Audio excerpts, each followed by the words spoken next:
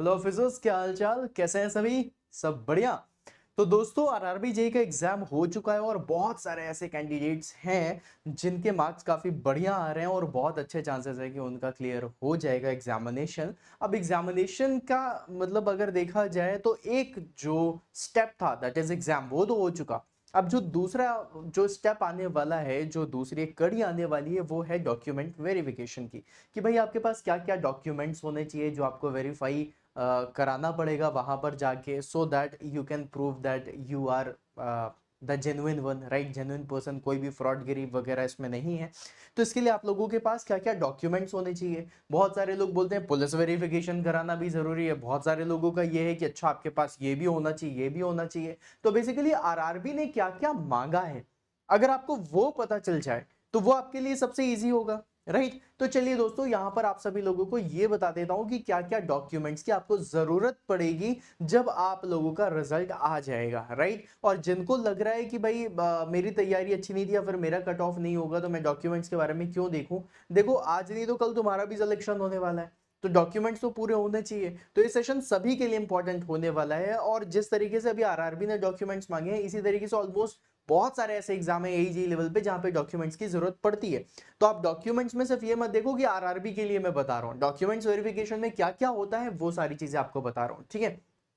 चलिए, तो गाइज क्या होगा, आप लोगों को जब रिजल्ट आएगा फिर उसके बाद आप लोगों को सभी लोगों को इंडिविजुअली मेल आएगा जिसमें बताया जाएगा कि आप लोगों का इस दिन इस जगह पर डॉक्यूमेंट वेरिफिकेशन होना है, सो दैट आप अपने डॉक्यूमेंट्स लेकर के आ जाइए। अब बहुत सारे लोग क्या करते हैं, अपने सारे डॉक्यूमेंट्स तो ले जाते हैं, लेकिन ऐसा चलेगा नहीं ना। सबसे पहले आपको क्या करना पड़ेगा, आपको ये देखना पड़ेगा आपके पास लिस्ट ऑफ डॉक्यूमेंट्स कितने हैं। फिर उसके बाद जितने भी डॉक्यूमेंट्स आपके पास अगर कोई नहीं है तो उसको पहले से ही बनवा के रख लो, सो दैट वहां पर दिक्कत ना आए, ठीक है।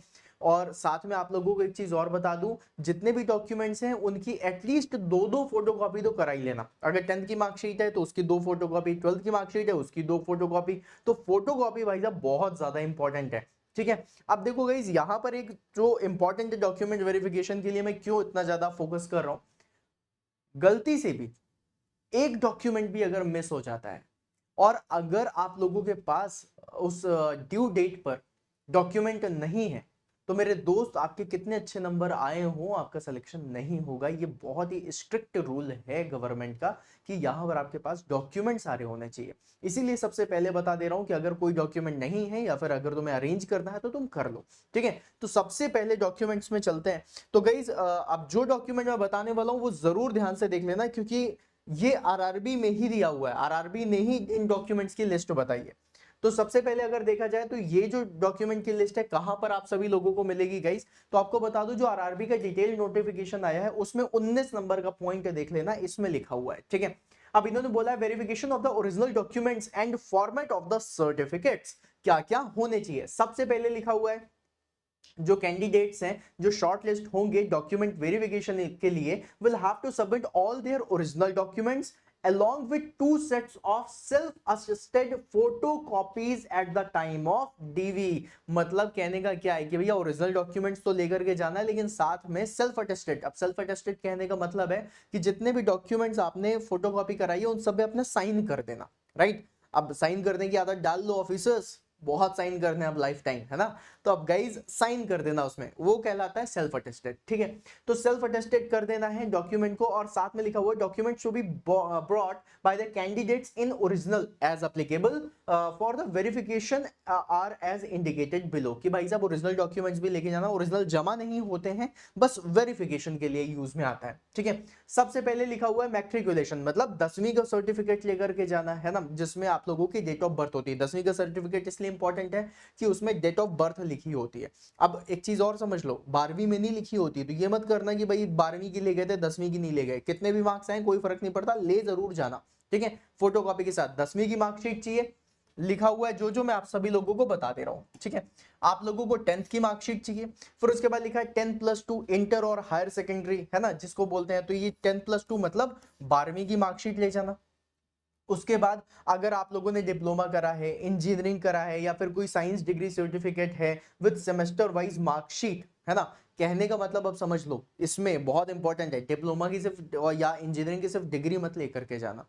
अगर आपने डिप्लोमा करा है तो सारे सेमेस्टर के सर्टिफिकेट्स लेकर के जाना कि मेरे इस सेमेस्टर में इतने मार्क्स आए थे, इस सेमेस्टर में इतने आए थे, इस सेमेस्टर में इतने आए थे। और अगर इंजीनियरिंग करा है तो भी आपको सारे सेमेस्टर के मार्क्स लेकर के, मतलब मार्कशीट लेकर के जानी पड़ेगी, वो डॉक्यूमेंट्स आपको लेकर के जाना है। ठीक है, तो आपकी डिग्री और इसका हो गया। फिर उसके बाद आता है गाइस कैटेगरी सर्टिफिकेट। कैटेगरी मतलब जो आप लोगों की कैटेगरीज के बेसिस में आप लोगों के सर्टिफिकेट्स बनते हैं। ओबीसी का सर्टिफिकेट बनता है, एससी एसटी का सर्टिफिकेट बनता है, ईडब्ल्यूएस का सर्टिफिकेट बनता है ना, इसी तरीके से जो कैटेगरीज का है। तो अगर S C S T category में है तो एस सी एस टी का सर्टिफिकेट लेकर के जाना है। इसका जो फॉर्मेट है एनेक्सियोर 1 में दिया हुआ है कि किस तरीके के फॉर्मेट में आपका ये सर्टिफिकेट होना चाहिए, वो आप लोगों को डिटेल्ड नोटिफिकेशन जो आरआरबी का आया था उसमें आपको मिल जाएगा। तो एक बार चेक कर लेना क्या उसी फॉर्मेट में है कि नहीं। अगर नहीं है तो अभी से ही थोड़ा सा देख लो कि भाई बन जाए मेरा डॉक्यूमेंट वेरिफिकेशन के पहले ही मेरे पास सारे डॉक्यूमेंट्स हो।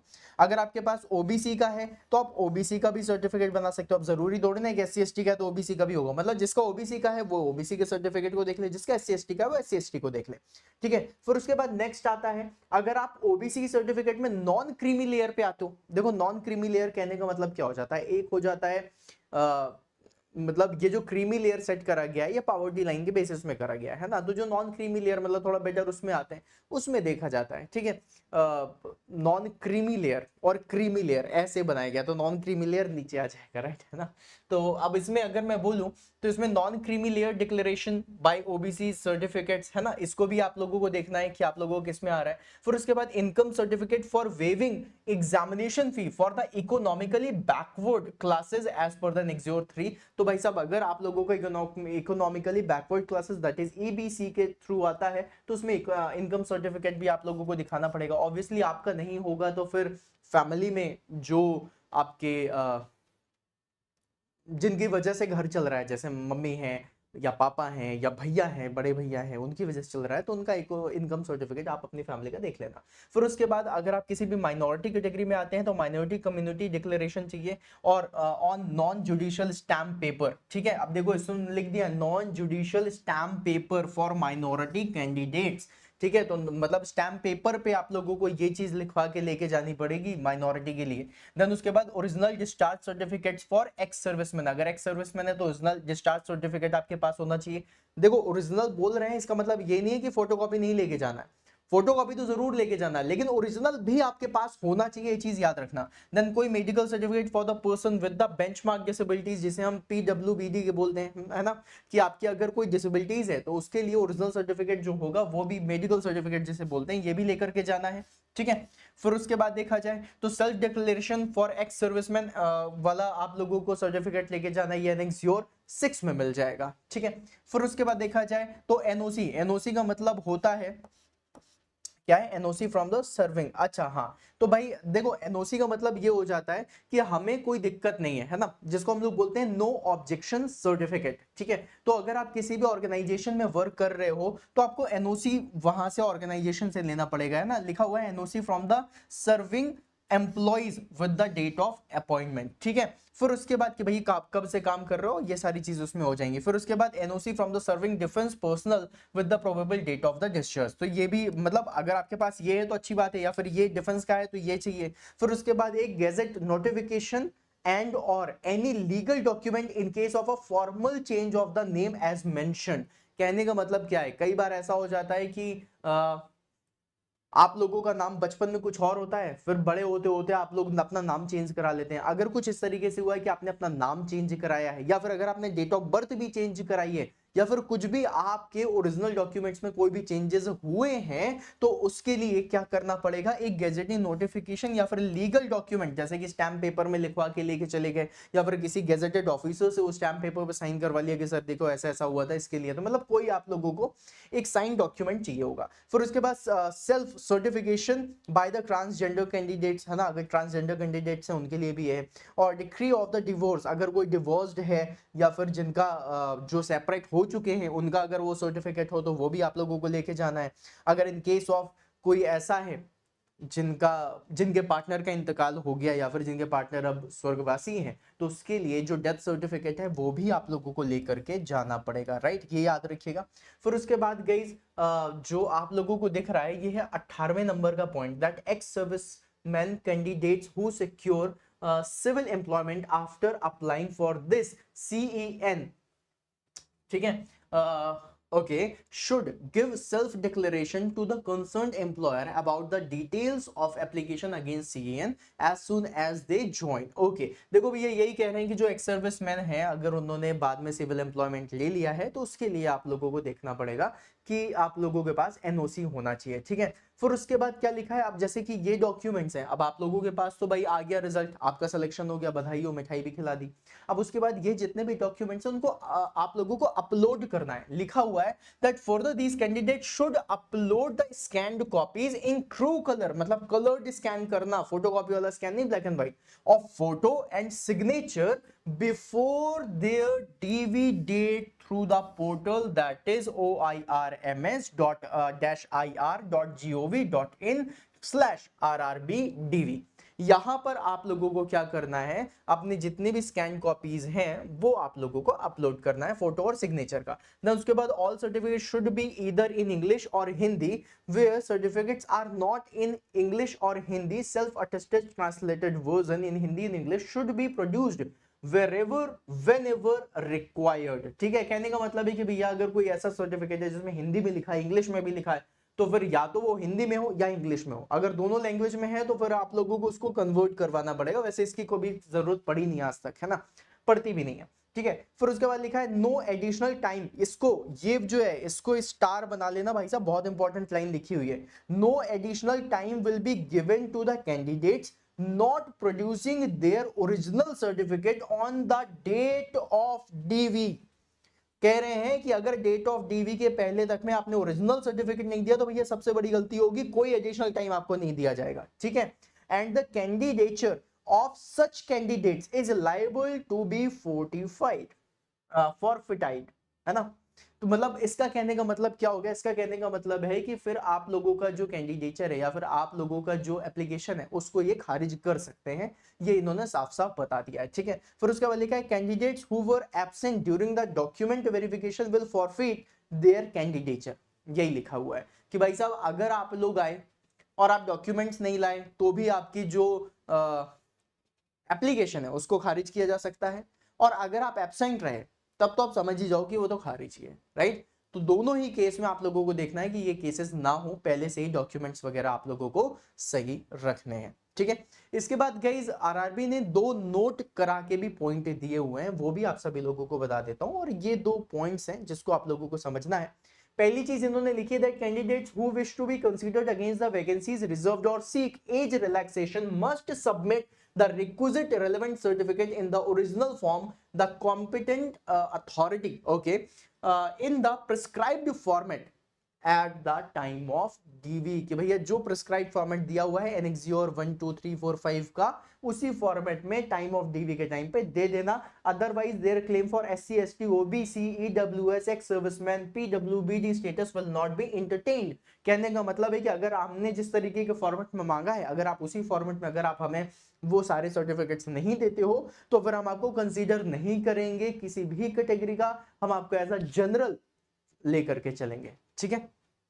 चलिए फिर उसके बाद अगला नोट इन्होंने दिया है that educational qualification certificates with provisional और regular degree oblique diploma should contain the date of issue, okay, मतलब किस डेट को इशू है वो भी होना चाहिए। In case date of issue of these certificates is after the last date of the CEN, okay, then the consolidated mark sheet with the date of declaration of the result of final qualifying exam or individual mark sheet of all the semesters with the date of declaration of the result of each semester should be submitted। इसका कहने का मतलब क्या है, इसका कहने का ये मतलब है कि भैया जिस समय ये एग्जामिनेशन के लिए नोटिफिकेशन आया था, है ना, इस समय आप लोगों ने देखा होगा कि भैया जो डेट दी हुई है उस डेट के बाद अगर आप लोगों का यहां पर कोई भी सर्टिफिकेट इशू किया जा रहा है, right, is after the last date of the CEN, ठीक है। जिस समय ये नोटिफिकेशन आया था उस समय के लास्ट डेट के बाद अगर आप लोगों का कोई भी जो एजुकेशनल क्वालिफिकेशन सर्टिफिकेट है वो आ रहा है, उस केस में आप लोगों को क्या करना पड़ेगा? उस केस में आप लोगों को सबसे पहले तो जितनी भी मार्कशीट्स वगैरह है वो सारी लेकर के जानी पड़ेंगी, सो दैट आप इसमें बता सकें कि भैया इस दिन इस तरीके से करते हुए मेरा जो रिजल्ट है वो आया हुआ है। तो मतलब फर्स्ट सेमेस्टर का इस समय आया था, फिर सेकंड का इस समय आया, फिर थर्ड का इस समय आया, इसकी वजह से फाइनल ईयर का लेट हो गया, राइट? वो भी इजी है, वो भी समझ में आता है। लेकिन आप लोग अगर सिर्फ और सिर्फ अपना फाइनल ईयर का या फिर फाइनल डिग्री लेकर के जाते हो तो वहां पर प्रॉब्लम हो सकती है। इसलिए मैंने बार बार बोला है कि आप लोगों को क्या करना है, आप लोगों को सारे के सारे सर्टिफिकेट्स लेके जाने हैं, from the first year to the final year, from 10th 12th, first year, second year, third year, और इंजीनियरिंग करो तो फाइनल ईयर का। प्लस उसके बाद अपना कास्ट का सर्टिफिकेट आप लोगों को लेना है। अगर आप एक्स सर्विसमैन वगैरह में आ रहे हैं तो वो सर्टिफिकेट चाहिए। अगर आप लोगों का कुछ ऐसा है कि सेपरेट हो गए हैं, शादी हुई थी सेपरेट हो गए हैं, तो डिवोर्स सर्टिफिकेट चाहिए। अगर वो इस दुनिया में नहीं है तो डेथ सर्टिफिकेट चाहिए। फिर उसके बाद अगर आप लोग इकोनॉमिकली वीक हैं तो उसका सर्टिफिकेट चाहिए, किसी कैटेगरी के हैं तो उसका सर्टिफिकेट चाहिए। तो इतने सारे सर्टिफिकेट्स हैं, पहले से ही लिस्ट बना लो, मुझे इस सर्टिफिकेट की जरूरत पड़नी है, एनेक्सोर में इस तरीके से दिया है, और पूरी चीजें तैयार रखो, है ना? आज काम नहीं आएगा तो कल तो काम आने ही वाला है, क्योंकि आप लोग आज नहीं तो कल एग्जाम निकाल ही लोगे। जिन्होंने एग्जाम निकाल लिया है, जिनके मन में है कि हाँ मेरा सिलेक्शन हो जाएगा, वो अपने डॉक्यूमेंट्स को तैयार करना शुरू कर दें। और जिनके मन में है कि नहीं भैया अभी तक थोड़ा सा रह गया है, वो भी अपने डॉक्यूमेंट्स को सही कर ले, क्योंकि 2025 में बेटा तुम्हारा भी सिलेक्शन होगा। तुम बहुत करीब थे सिलेक्शन के, हुआ नहीं, किसी ना किसी वजह से, वो वजह ढूंढेंगे, उसको सही करेंगे और अगले एग्जामिनेशन में सिलेक्शन लेंगे। तो गाइस अगर सेशन अच्छा लगा हो तो सेशन को लाइक जरूर कर देना। और साथ में एक चीज और बता दूं, ये चैनल आप सभी लोगों का है, तो चैनल को सब्सक्राइब जरूर कर लेना। और अगर आप लोगों को कोई भी डाउट है या फिर कोई भी क्वेश्चन है आप लोगों का, तो आप मुझसे कमेंट बॉक्स में जरूर मैसेज कर देना, मैं उसे पढ़ूंगा और जल्दी से जल्दी आप सभी लोगों को रिप्लाई दूंगा। So this was all from my side. I think आप लोगों को सेशन अच्छा लगा होगा। सो एक लाइक के साथ इस सेशन को यहीं एंड करते हैं। Thank you so much, bye bye.